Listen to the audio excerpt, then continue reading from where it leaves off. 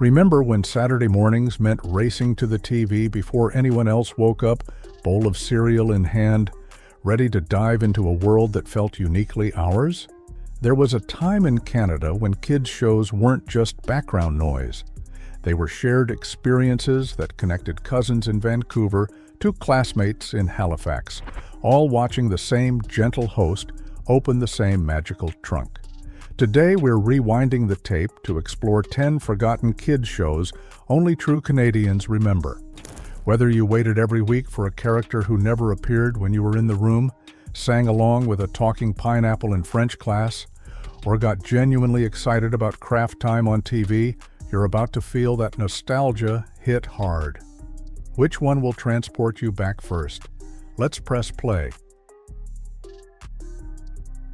Mr. Dressup. The tickle trunk wasn't just a prop, it was a promise. Every episode, Ernie Coombs would walk over to that old steamer trunk, painted in primary colors, lift the lid, and pull out whatever costume the day's imagination required.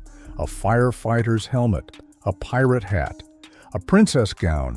Simple stuff, but it mattered because it said something important. You don't need expensive toys or elaborate setups to be creative, you just need permission to pretend. Mr. Dressup was built around that philosophy. Gentle. Imagination first. The set looked like a cozy living room because that's essentially what it was supposed to feel like. A safe space where Casey and Finnegan, the puppet friends, would show up and everyone would make something together. Crafts with scissors and glue and construction paper, songs with simple melodies you could actually remember. Here's what made it rare. The show ran 29 years on CBC. Most children's programming doesn't last 5, but Mr. Dressup became a constant, which meant kids who watched in the 70s grew up and showed their own children the same host doing the same warm, unhurried thing in the 90s.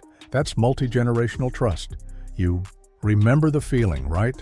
That soft-spoken, you can make something from nothing energy, the way the camera would linger on the craft process.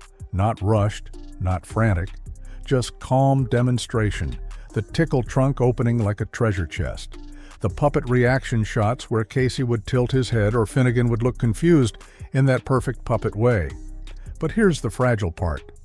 When a show is a person, the show becomes vulnerable in a way formatted properties aren't. Mr. Dressup ended in 1996 when Ernie Coombs retired. Without him, the format didn't make sense. You couldn't replace him any more than you could replace someone's grandfather. The chemistry, the trust, the gentle authority, it was all tied to one human being. And when he stepped away, the tickle trunk closed for good. Polka Dot Door. If Mr. Dressup taught you to create, Polka Dot Door taught you to wait. Specifically, to wait for a character you would never, ever see. The setup was genius in its simplicity. 2 hosts, a big, colorful set, activities and songs and learning segments designed for preschoolers, and Polkaroo, the lanky yellow creature who only appeared when one of the hosts left the room. Every single week, the same routine. One host exits. Polkaroo bounces in, interacts with the remaining host, has a little adventure, then leaves. The other host returns. Did I miss anything? And the host who saw Polkaroo delivers the line with perfect comic timing. You just missed the Polkaroo. 22 seasons of this. From 1971 to 1993 on TV Ontario. And it worked because it wasn't just a running gag. It was a weekly prank on the audience. Kids knew the pattern. They could predict exactly what would happen. But they still leaned in, hoping maybe this time both hosts would see Polkaroo together. It made Polkaroo a household word across Ontario and beyond. Parents used it as shorthand. You just Polkarooed it meant you missed something by seconds. Kids imitated the plays. Way the hosts would look genuinely confused about the whole thing, like they couldn't figure out the cosmic timing. The set itself became iconic, bright primary colors, the craft table, the theme of the week graphics, that distinctive TVO aesthetic where educational content felt fun instead of mandatory. But here's the thing about children's programming in that era. Shows ended not because they failed, but because they'd simply run their course. Polka Dot Door wrapped new episodes in 1993. After over 2 decades on air, the landscape was shifting. Kids' schedules were fragmenting. The programming blocks that had made appointment viewing possible were giving way to newer formats, more channels, different expectations. The Polkaroo disappeared one last time, and this time, we all missed him. Today's special. Imagine you're a mannequin in a department store. Now imagine that every night after the doors lock and the customers leave, you come to life. That was the premise of today's special. And somehow it worked perfectly for early morning viewing before school. The show was set in a real-looking department store, filmed with that TV Ontario production quality that made everything feel grounded and local. You could see Toronto in it, the retail aesthetic, the slightly dated but familiar store layout, aisles and displays and escalators that looked like places your family actually shopped. Jeff was the mannequin. Jody worked at the store. Muffy was a mouse puppet who lived there. Sam was the night security guard. And when the store closed, magic happened in that very specific after-hours way that made the whole thing feel like a secret. Kids who watched before school got drawn into that nighttime world. Store signage visible in the background, the escalators standing still, the slightly creepy but perfect 80s vibe of mannequins and empty retail spaces, and the idea that ordinary places might have extraordinary lives when nobody's watching. The show ran from 1981 to 1987, 7 seasons, 122 episodes, a full, complete run. But even complete runs don't guarantee permanence in children's television. The medium moves fast. What feels essential one year becomes a memory the next. Today's special ended in 1987, and the world moved on to other shows, other formats, other after-school rituals. But if you were there, if you were one of the kids who watched just one more episode before catching the bus, you remember that feeling, the magic of the store coming alive, the sense of being let in on something special. It was a secret place, and you only got to visit if you were awake. The Elephant Show. Some shows taught you facts. This one taught you comfort. Sharon, Lois, and Bram were already beloved children's performers when The Elephant Show launched on CBC in 1984. But putting them on television with Elephant, their costumed fourth member, created something that went beyond entertainment into the realm of national ritual. The format was simple: music first, songs you could sing along with immediately, circle time energy. The warm, grown-ups are safe here, feeling that parents appreciated as much as kids did, costume bits and big colorful props, and audience participation segments where you could see other children clapping and singing and being part of the experience. And then there was Skinamarink. If you grew up anywhere in Canada during this era, you know that song. Simple melody, repetitive lyrics, hand motions you could follow along with. It became the kind of song you could still hear in your head, decades later, triggered by nothing, arriving fully formed in your memory. That's what The Elephant Show did. It created sonic memories that stayed embedded, not through complexity or clever production tricks, but through repetition and genuine warmth. Sharon, Lois, and Bram felt like real people who actually enjoyed singing with children. Elephant felt like a friend, not a mascot.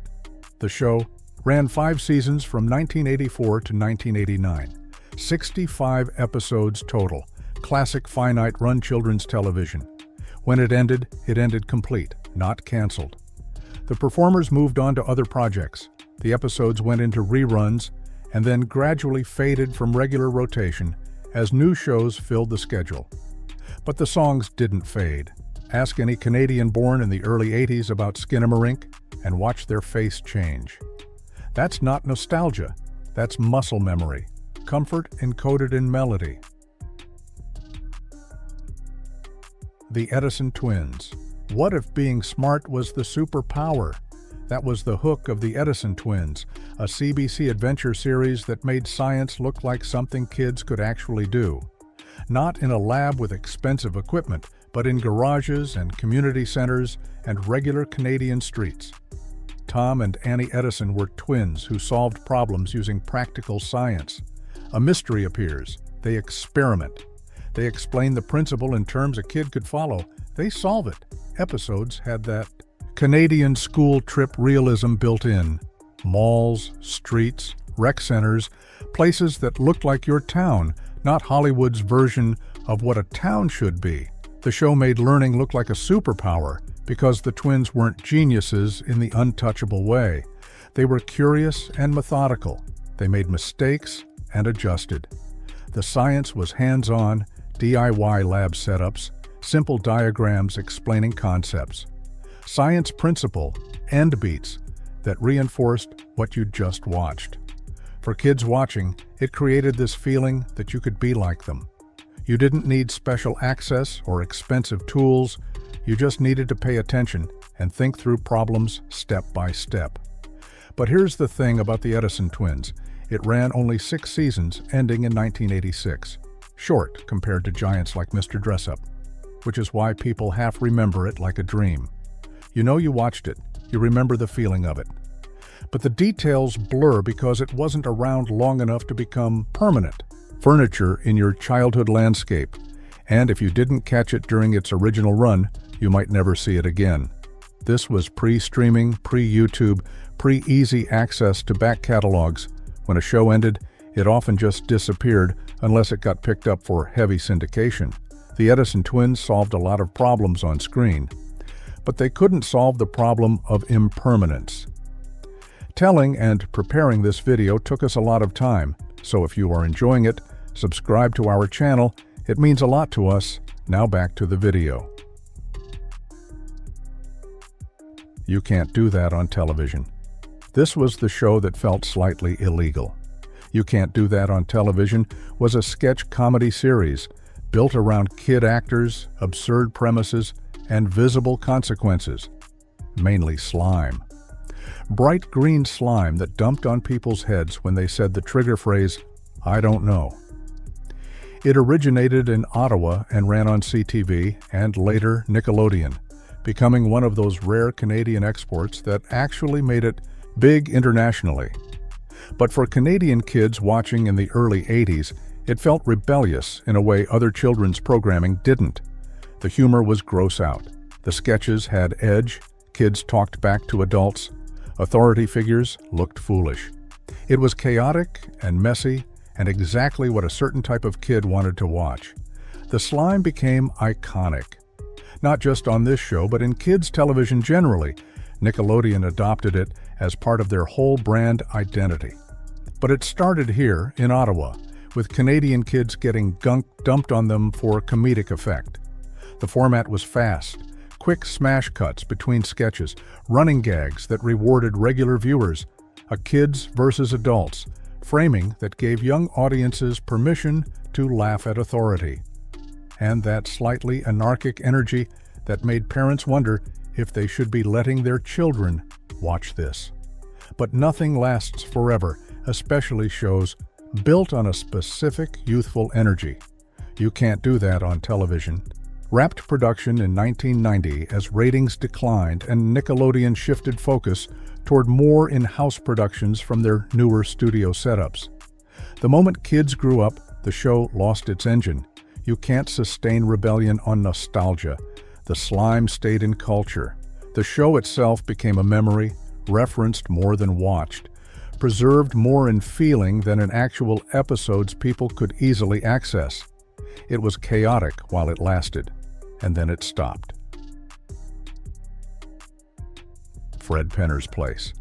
If slime was chaos, Fred Penner was the opposite. Fred Penner's Place ran on CBC from 1985 to 1997, and it felt like visiting someone's actual home. The set was designed to look like a cozy log cabin. Fred himself was gentle, musical, approachable. Every episode started the same way. Fred would crawl through a hollow log in the opening sequence, emerging into his place, Acoustic guitar ready, smile warm. The show was music and story focused. Songs with simple melodies and meaningful lyrics. Small lessons. About feelings and friendship woven in naturally, never preachy. A slower pace that parents didn't hate because it wasn't overstimulating their kids into sugar rush behavior. For children watching, it created a safe space. Fred felt like someone who genuinely liked being around kids. The acoustic guitar intimacy, the "you're welcome here" tone, quiet humor that respected young intelligence. It wasn't trying to be cool or edgy or the loudest thing in the room.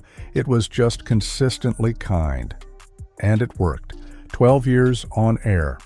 Multiple generations of Canadian kids grew up with Fred Penner as a trusted presence.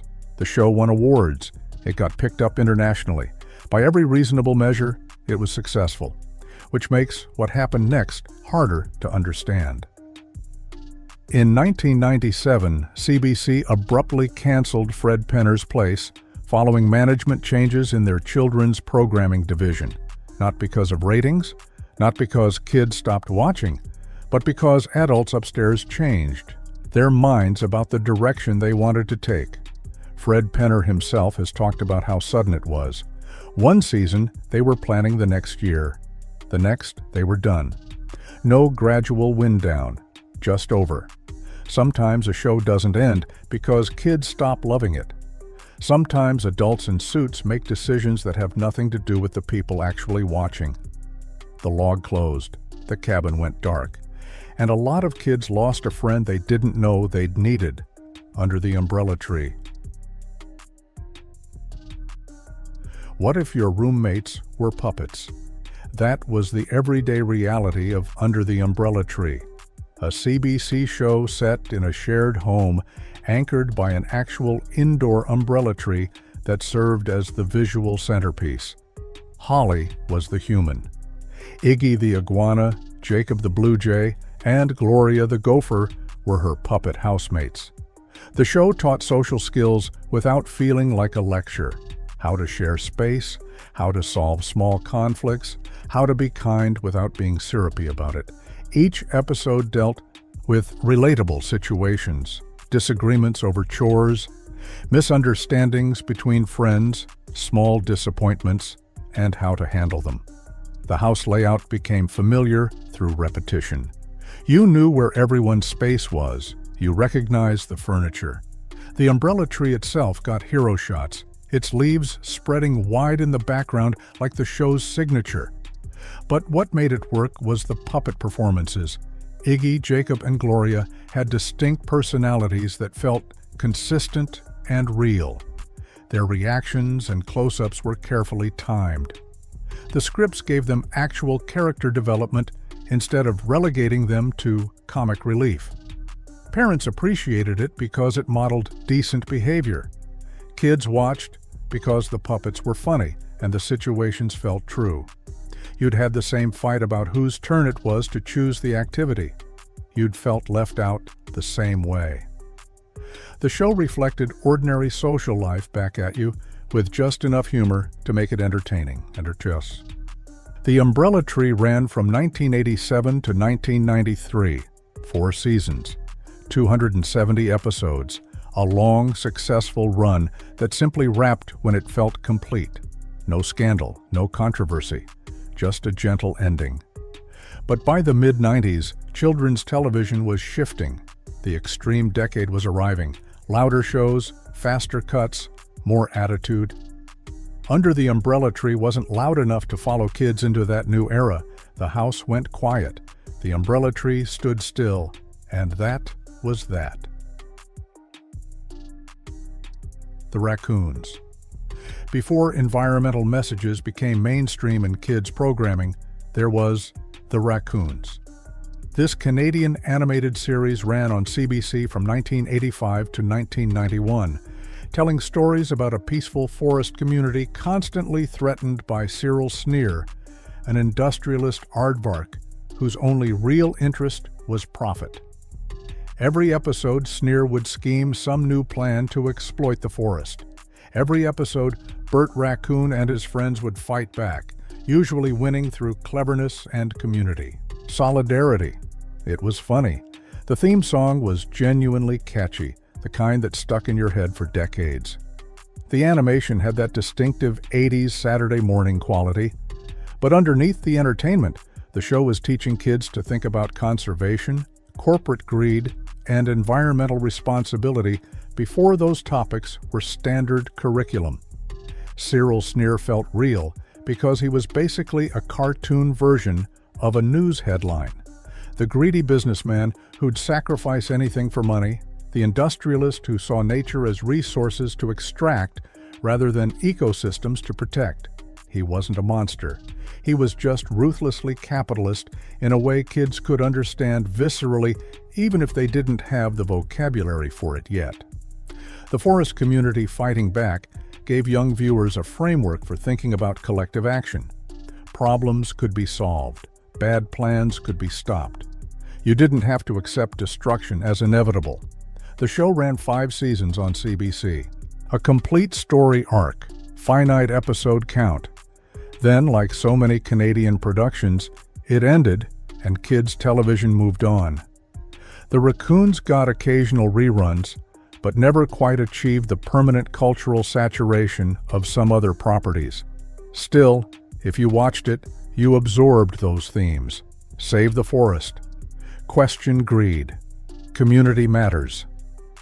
Those weren't background lessons. They were the whole point, delivered through animation and adventure, and a villain who felt uncomfortably familiar.